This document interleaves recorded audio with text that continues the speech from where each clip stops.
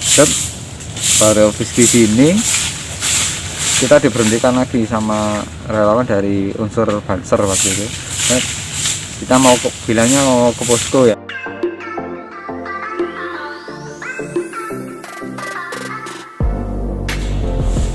Assalamualaikum warahmatullahi wabarakatuh. Bersama 4HR Rahmadi Channel. Di sini kita akan mewawancarai bincang-bincang spesial bersama salah satu relawan di Malang. Kita akan perkenalkan beliau. Mari ikuti video ini sampai selesai. Jangan lupa tekan like, comment, and subscribe. Tekan tanda loncengnya untuk menerima video baru kami. Assalamualaikum warahmatullahi wabarakatuh. Waalaikumsalam. Bersama Pak siapa ini? Pak Haris. Salam tangguh. Salam tangguh. Ya, kita bincang-bincang bersama sang relawan. Bisa diperkenalkan Bapak saudara, Mas. Oke, nama saya Muhammad Haris Dayat. Saya dari volunteer community Pitulung, di menginduknya ke volunteer community Pitulung itu, Pak. Latar belakangnya kenapa ingin menjadi relawan, bisa dijelaskan? Kalau untuk jadi relawan itu mungkin panggilan ya, karena kalau kita melihat kebencanaan terus laka atau bagaimana, itu ada rasa keterpanggilan hati ya lah, seperti itu. Jadi ya lebih banyak keterpanggilan hati saja untuk turun. Jadi tidak hanya kita komentar atau bagaimana, cuma kita harus bisa menunjukkan kontribusi kita yang secara real begitu. Sudah berapa lama kira-kira ikut dalam relawan ini? Kalau untuk di relawan itu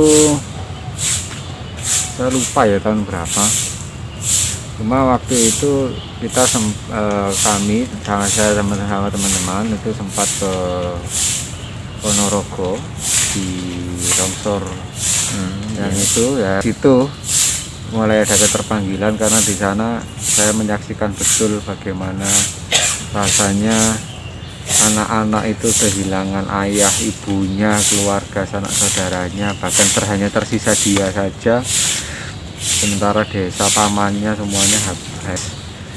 Waktu itu juga waktu ada rasa susulan, nah dari situlah tergerak hatinya kita. Jadi bagaimana rasanya di ujung maut yang bersama-sama. Waktu saya ke sana kebetulan ada longsor susulan. Jadi kalau tidak diselamatkan rescue yang di sana, nggak dibelokkan sedikit aja, mungkin kita sudah kena.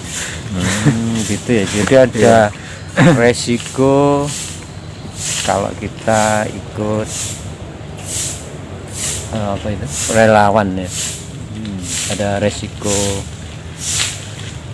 bisa jiwa ya. Bisa jiwa. Yang penting kalau untuk ikut di rescue, tingkatkan terus, belajar terus kemampuannya tentang penyelamatan, tentang navigasi dan sebagainya, tentang teknik evakuasi, agar nanti rescue itu tidak direscue. Ya, kebalik ya. Iya, jadi mau menolong malah dirinya yang ditolong. Nah, itu jangan sampai terjadi. Jadi sebelum ikut ini ada pelatihan khusus ya, pelatihan tentang ada beberapa nanti cara-cara agar safety dan sebagainya. Kalau saya sendiri dari otodidak ya. Jadi kalau saya sendiri tujuannya dari otodidak, karena dulu sering menangani anak kecelakaan dan sebagainya. Tapi kalau untuk yang seperti itu yang butuh keahlian khusus adalah seperti evakuasi vertikal. Nah, seperti evakuasi vertikal itu pakai rappelling.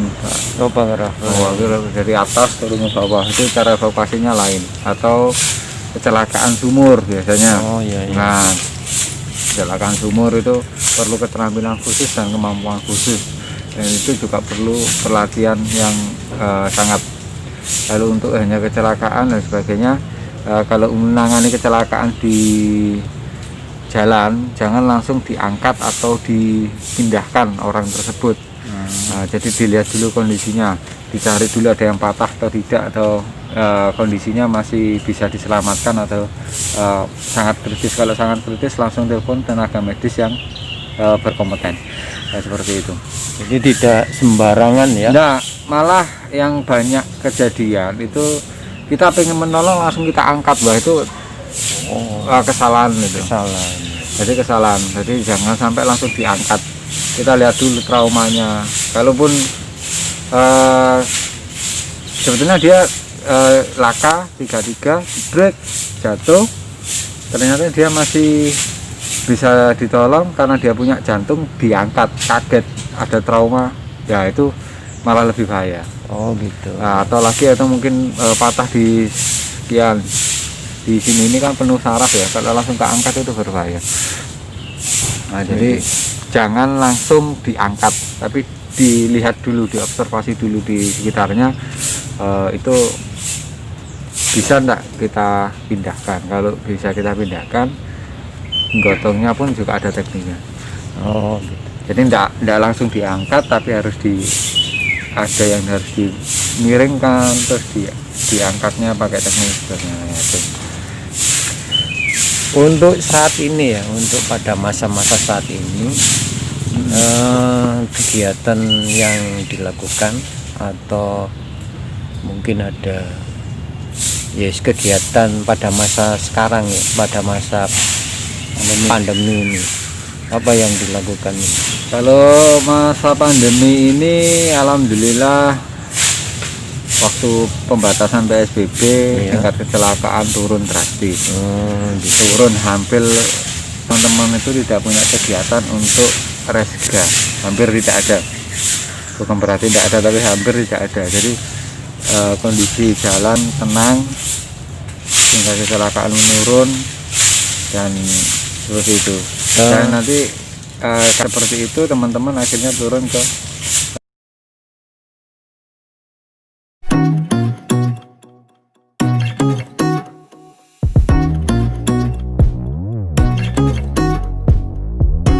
dari kalau itu kecelakaan. Kecelakaan. Kecelakaan. Saya baru tahu loh, ini rescue 33 itu ternyata kecelakaan. Ya, maksudnya Kalau 33 itu bencana alam, kalau bencana alam kodenya enggak apa lah, banyak soalnya. Banyak. Jadi dari ada kode angka, ada kode alfabet. Gitu. Karena yang sering kita pakai, karena kita di daerah perkotaan ya, jadi yang sering itu seperti itu. Terus pengalaman apa yang didapat pada saat? Kalau yang sangat menyedihkan itu waktu di Ponorogo ya. Waktu itu kita sudah turun dari lokasi atas, terus kita dibelokkan sama penjaga sektor, kan ada pembagian sektornya masing-masing. Kita dibelokkan, nggak boleh lewat situ. Nah, ternyata bersiap ada longsor susulan. Nah, begitu kita belok, ada kemungkinan longsor susulan gitu loh. Jadi kita dibelokkan. Kita belokkan, lewat agak jauh, terus muter lagi. Nah, muter lagi itu pas di bawahnya longsor begini. Jadi pas di berhentinya longsor itu poskonya gitu sini. Nah, baru office di sini kita diberhentikan lagi sama relawan dari unsur Banser waktu itu. Nah, kita bilangnya mau ke posko ya, ke posko bantuan. Akhirnya kita dibolehkan lewat lagi. Dan setelah itu kita langsung menyusul teman-teman yang sedang menangani traumatiknya anak-anak korban. Setelah sampai sana, baru berapa menit mau sholat, mau itu ada dentuman tiger gitu. Ada kayak dentuman lah, gitu. Nah, setelah ada dentuman itu teriak semua, wow, itu miris banget. Jadi waktu itu juga ada bersamaan dengan truk bantuan baru datang dengan seisi penuh truk ya, dan mereka tidak evakuasi, cuma hanya mengeluarkan si bantuannya. Keluarkan, setelah keluar langsung pergi ceruet. Wah, kita bingung. Ini anak-anak ini kita nggak tahu ini anaknya siapa, ada yang ngambil dan sebagainya. Wah, daerah seperti itu kan rawan banget ya. Iya. Rawan anak itu dimanfaatkan, macam-macam lah. Terus mereka sudah ada yang beberapa sudah tidak ada orang tuanya dan sebagainya. Orang tuanya sedang lagi dicari, digali di bekas-bekas longsor itu.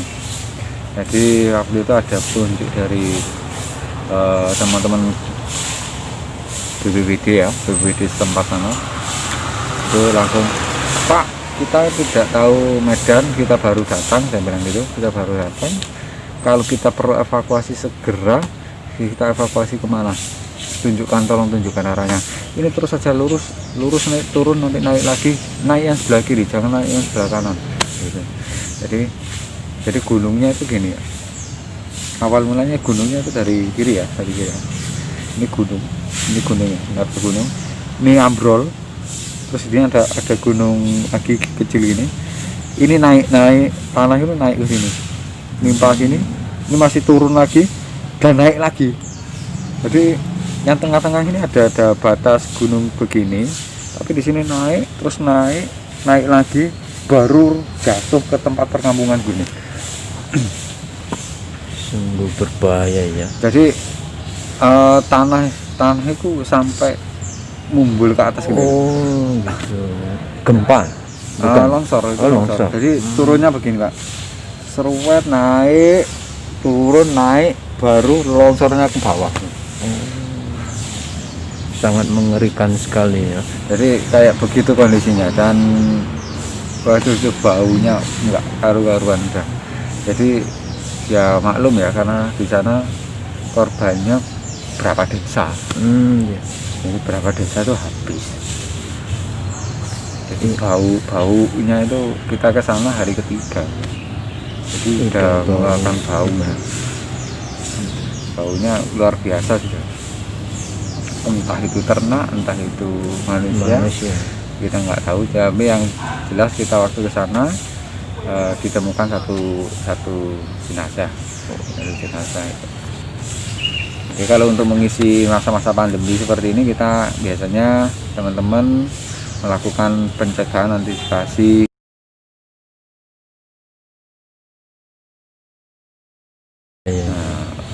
Oh gitu. Terus ini Syarci ini terkoordinasi sama organisasi atau Basarnas atau gimana? Kalau untuk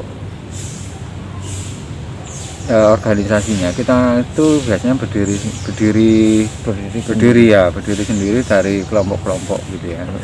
Jadi kelompok-kelompok organisasi, ada RTA ini seperti ini RTA. Dari RTA ini volunteer community Pitulung yang ini. Kalau ini untuk yang tim COVID Faster. Oh gitu. Oh, itu ada tanda nama dari Pitulung. Ini tanda Pitulung namanya. Ya. Dari Pitulung. Kira-kira itu bisa jadi unsurnya memang banyak dari relawan Pak. Oh gitu. Tapi tergantung kalau nanti ada bencana seperti yang besar ya. Kan di Kota Malang kan banyak, ada PFC, ada RCD, ada macam-macam unsurnya lah. MCC dan banyak kan, banyak kelompoknya. Tapi sudah terdaftar dalam Basarnas. Kalau penggolongan dalam Basarnas itu ketika ada bencana, punya pelatihan dan sebagainya. Nah, kita ikut terlibat di situ, nanti akan terdaftar gitu. Jadi bukan terdaftarnya biasanya lebih banyak ke personal Pak, bukan ke kelompoknya. Oh gitu. Jadi punya kemampuan skill itu biasanya ke pendaftarannya ke personal. Atau SAR. Kalau SAR, nah itu apakah nanti kita juga sertifikatnya ikut SAR? lengkap ya. Oh iya. Kalau mungkin sudah ikut pelatihan sertifikat lengkap, itu kalau kita ada bencana biasanya dipanggil. Oh gitu. Nah, biasanya kita ada panggilan, waktunya bertugas di sini kita butuhkan karena keahlian SAR itu bukan hanya sekedar evakuasi ya, ada yang Iya. navigasi, ada yang untuk logistik dan sebagainya kayak gitu. Jadi tidak melulu tentang bagaimana kita mengevakuasi, bagaimana kita penyelamatan, karena divisi penyelamatan itu butuh perencanaan dan sebagainya. Jadi kita punya spesialis keahliannya sendiri-sendiri. Ada yang bagian untuk evakuasi yang jenazah yang sudah beberapa hari ya gitu, ada spesialisnya sendiri ya. Oh gitu. Jadi nggak semuanya orang bisa mampu. Oh iya. Nah itu loh. Terus berenang atau Ada juga selam, ada selam driving, ya, driving ya. itu ada spesialisnya sendiri-sendiri. Jadi makanya kita dalam dunia seperti ini kita itu selalu belajar dan belajar lagi karena pengalaman itu banyak. Dan yang terakhir ini mungkin ada pesan dan atau ya pesan untuk para penonton atau viewer, mungkin ada pesan-pesan masa-masa sekarang, masa-masa pandemi sekarang ini. Untuk masa-masa pandemi ini kita tidak tahu ya siapa yang kena, siapa yang jadi PDP dan sebagainya. Lebih baik kita safety, jangan terpacu dengan berita, antisipasi diri sendiri dulu, antisipasi keluarga dulu, baru kita bisa keluar pakai safety. Minimal pakai masker, keluar pakai lengan panjang, kalau perlu pakai sarung tangan, kalau ada pakai face shield. Nah, Jarak distansi jarak 1 1 meter. seperti inilah. Kayak ini ya. Ya. Dan jangan lupa ya dikunjungi channelnya Muhammad Aris ya. Ya, Ada Muhammad dua Aris ini Hidayat. channelnya, ini ada dua. Mohon dikunjungi channelnya. Mohon silakan di Oke, nanti untuk Muhammad Aris Hidayat itu untuk khusus vlog-vlog, nanti khusus vlog lebih saya khususkan saat ini untuk kegiatan rescue. Terus yang satunya di Hidayat Teknologi YouTube channel itu untuk pembahasan kita mengenai pemanfaatan teknologi dan manajemen begitu. ya. Terima kasih, terima kasih sudah menyempatkan waktu untuk bincang-bincang bersama saya Fatah Rahmadi. Semoga ada manfaatnya. Dan saya akhiri, assalamualaikum warahmatullahi wabarakatuh. Salam tangguh. Yes.